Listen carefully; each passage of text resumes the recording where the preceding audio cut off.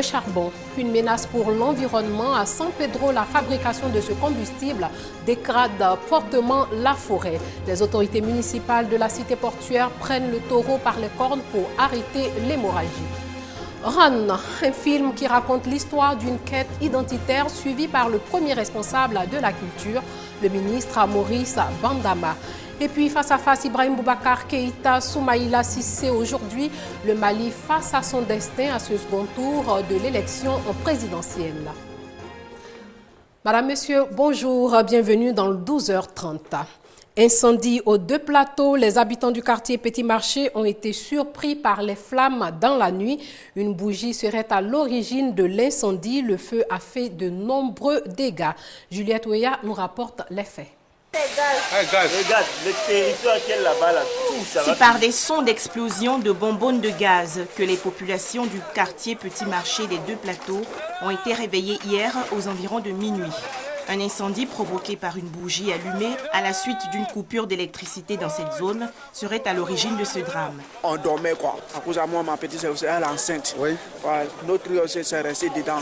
Il y a la voisine à côté de nous, elle m'a dit qu'on a, il y a le courant ici. Nous-mêmes, on était éteints jusqu'à peu aussi, c'est venu en même temps pour nous. Ici, on ne sait pas maintenant, nous, à partir où maintenant. Ce sont des populations effrayées mais solidaires qui ont réussi à circonscrire le feu avec des seaux d'eau et autres récipients à portée de main avant l'arrivée des sapeurs-pompiers militaires de l'Indénié. Il y a eu plus de peur que de mal, pas de pertes en vie humaine, mais les dégâts matériels sont considérables. Ce sont plus de 200 personnes qui se retrouvent ainsi sans toit. On prend le car pour San Pedro où la fabrication du charbon suscite beaucoup d'engouement, mais cette activité n'est pas sans danger pour la nature. Le bois utilisé en grande quantité tend à faire disparaître la forêt, ce qui dégrade fortement l'environnement et favorise l'avancée du désert. Et puis les fabricants de planchers et autres chevrons aussi exploitent la forêt, une situation qui amène les autorités municipales à relocaliser ces artisans. Franck Wadio nous conduit dans la cité portuaire de San Pedro. De la fumée s'élevant à perte de vue. Nous sommes à l'entrée de la ville de San Pedro, ville portuaire où se développe de plus en plus l'activité de la fabrication du charbon. Et ici, tout est coordonné par cet homme. Depuis en 2000 aussi, on est ici. On fabrique charbon. On scie les machines qui scient le bois, on les scie. Où ils s'en va, on va avec eux. Parce que les déchets qui prennent la série, ils vont délier ici, on prend leurs déchets aussi pour fabriquer du charbon. Et puis on vend. Bon, on est ici, on est avec des femmes. Les femmes qui sont en ville, on est à peu près 3000 personnes. Hein. Avec les femmes, on est avec eux. Ça donne ça aussi, nourrir leur famille. Nous aussi, c'est dans ça on nourrit notre famille. La fabrication du charbon, ça rapporte bien. Et sur place, en plus des grossistes, demi-grossistes et même les particuliers peuvent se servir. Moi, je viens payer pour 5 000. Aller payer peut-être 7 000, peut-être 6 000, comme ça. Ah, c'est que mon charbon, ça marche. Souvent 2 sacs. En combien de jours? 1 jour. On enlève souvent 10 sacs, 20 sacs, 30 sacs. Il y a des fous même qui vont 100 sacs. Voilà, on vend ça un sac à 5 000, souvent 4 500. Mais le hic, le sol est marécageux, car bâti sur les sciures de bois provenant des scieries alentours. Mais il y a pire, cette épaisse fumée provoquée par les fours constitue une menace pour l'environnement et même le tourisme local. Ce matin, les autorités municipales sont venues sensibiliser les artisans à une éventuelle délocalisation. Un site de plus d'une trentaine d'hectares. Lorsque tout ce travail de recensement sera fait, que chaque personne qui est enregistrée ici ait effectivement une place sur ce nouveau site. Un site est trouvé à 2 km de là. La date du départ pas encore déterminée, mais les artisans aimeraient bien que ce nouveau site soit définitif et bien visible de leur clientèle. Retour à Abidjan pour parler de la volonté des étudiants en fin de cycle de carrière judiciaire d'entreprendre. Pour eux, l'entrepreneuriat est le moyen par lequel ils réussiront leur insertion professionnelle. Surtout que le marché de l'emploi ne leur offre pas d'autre choix. Hamza Diaby nous en dit plus. 1 million d'emplois pour les jeunes Ivoiriens. Une promesse de campagne du candidat Alassane Ouattara, devenu président de la République. Dans le pays, le nombre de sans-emploi est estimé aujourd'hui à 7 millions de personnes, selon le Bureau international du travail. Face à cette situation, les étudiants titulaires de la maîtrise en carrière judiciaire, promotion 2013, de l'université Félix Houphouët-Boigny optent pour l'entrepreneuriat. Il s'agit pour nous de créer un cadre de solidarité et de dégager des perspectives d'insertion. Voilà, cela va se faire au niveau des projets que nous allons concevoir et que nous allons soumettre éventuellement à notre parrain et à certaines autorités qui voudront bien nous prêter une oreille attentive. Une initiative encouragée par le magistrat Zoro Epiphane, parrain de la promotion. Selon lui, seul l'auto-emploi et l'ambition de réussir sont les gages du succès. L'emploi, c'est nous qui le créons, c'est l'homme qui crée l'emploi. Il y a l'entrepreneuriat qui peut être développé dans quelques domaines de discipline universitaire que ce soit. L'entrepreneuriat peut être développé, mais au-delà de la fonction publique nationale, au-delà de l'emploi national, il y a également des carrières internationales qu'il faut avoir en ligne de mire. Ces juristes, après avoir étudié le droit, se disent prêts à le développer et l'appliquer. Ainsi, sans attendre une quelconque aide, ils décident d'intégrer la vie professionnelle. L'entrepreneuriat, un modèle dont s'inspirent aussi les membres d'une association pour se prendre en charge. Le club de microcrédit Kavo Shiva combat la pauvreté en mettant en place une tontine. Les fonds recueillis serviront à créer des richesses. Le reportage de Hamza Diaby. En Côte d'Ivoire, le taux de chômage est estimé à près de 50% de la population. Face à cette situation, plusieurs microcrédits voient le jour. Ils participent à la reconstruction économique et sociale du pays en luttant contre la pauvreté par le soutien des populations porteuses de projets économiques. Parmi elles, le club Kavo Shiva, spécialisé en collecte de fonds et financement de projets de ses membres. Chaque 2 semaines, nous nous retrouvons comme ça pour venir en l'aide d'une personne, que ce soit femme comme garçon. Et nous recueillons pas moins d'1 million. Parce qu'aujourd'hui, nous n'avons pas de sous pour pouvoir aller à nos besoins. Donc on a fait cela pour pouvoir nous aider par moment pour pouvoir asseoir quelques activités. Au fil du temps, l'expérience de Kavo Shiva a gagné du terrain. Il sert aujourd'hui d'exemple. Nous nous retrouvons tous les week-ends et comme ça nous faisons des cotisations qui est destinées à une personne.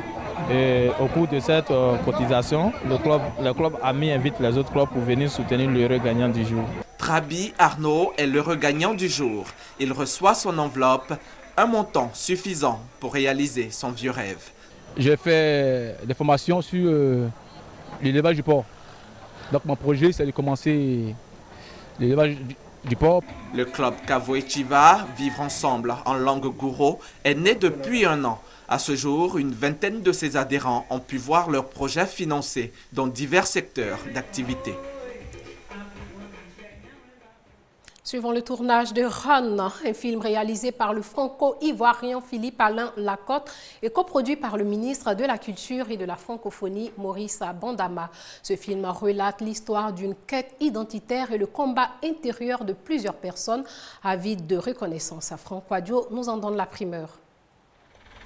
Dans la forêt du Banco, ambiance de fin de tournage. On boucle les prises et les coups de clap de Ron, premier long métrage de fiction du réalisateur franco-ivoirien Philippe Lacotte. Et donc Ron, c'est la trajectoire d'un jeune homme de l'âge de 10 ans jusqu'à l'âge de 21 ans.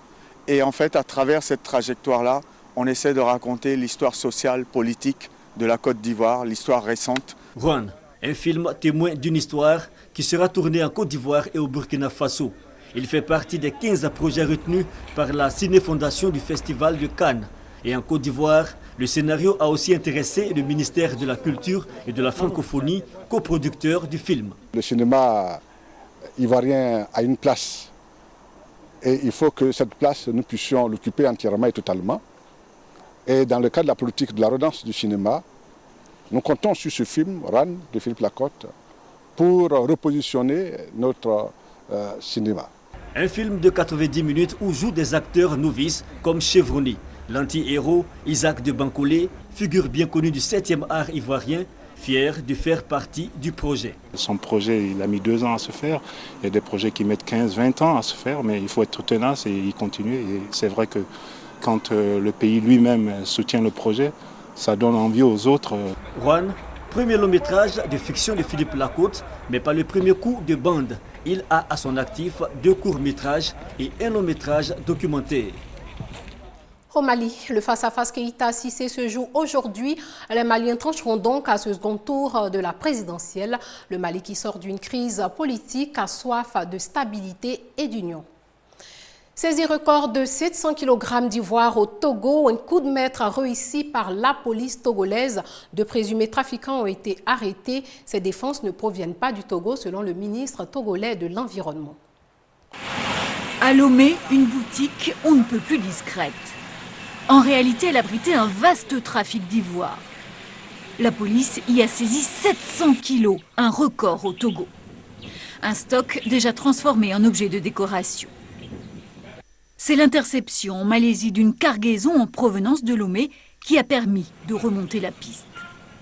Le Togo serait devenu une plaque tournante pour le trafic d'ivoire.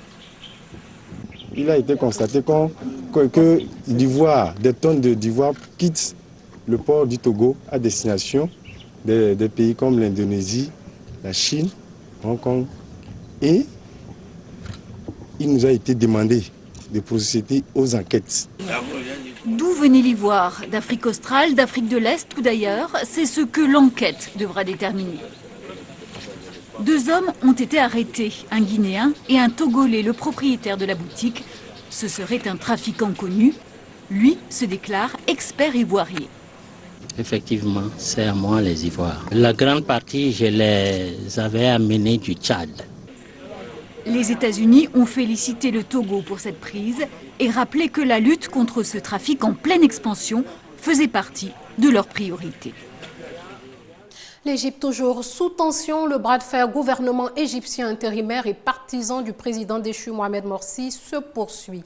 La médiation internationale a échoué et les autorités menacent de recourir à la force pour disperser les manifestants.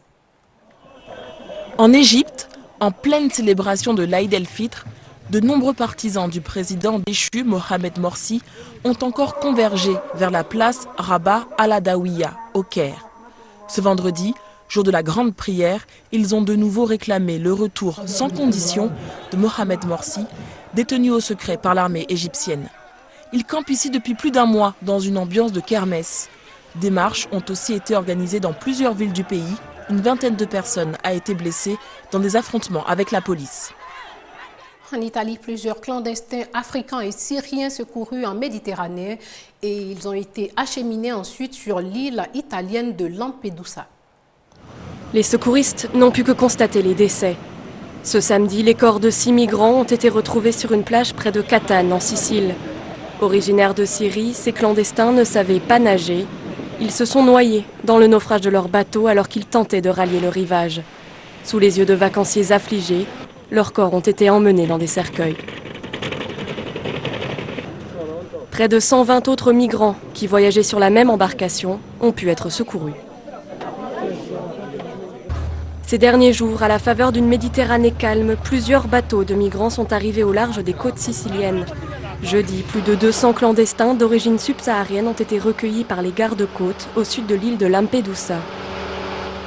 Leur barque était si pleine que les passagers ne pouvaient même pas s'y asseoir. Ils ont ensuite été acheminés vers un centre dans le sud de la Sicile. La même journée, un autre bateau a réclamé de l'aide. Il y avait plus de 80 passagers africains à son bord, complètement déshydratés. En tout, plus de 600 immigrés ont posé pied sur les terres italiennes cette semaine. Lampedusa et la Sicile, les îles européennes les plus proches de l'Afrique, sont des destinations prisées des passeurs.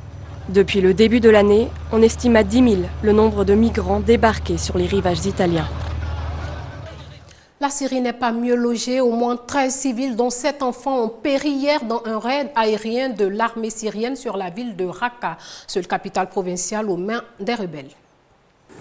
Au moins 20 morts dans des raids aériens en Syrie. Une attaque menée à l'ouest du pays par l'armée de Bachar el-Assad. Parmi les victimes, des civils, des combattants rebelles syriens et des insurgés étrangers. Selon l'Observatoire syrien des droits de l'homme, le bilan des morts pourrait augmenter car certains blessés sont dans un état jugé critique. Vendredi, le chef de la diplomatie russe qui soutient Bachar el-Assad s'est mis d'accord avec les États-Unis sur la nécessité d'organiser une conférence de la paix. Fin de ce journal. Merci de l'avoir suivi. Restez sur RTI2.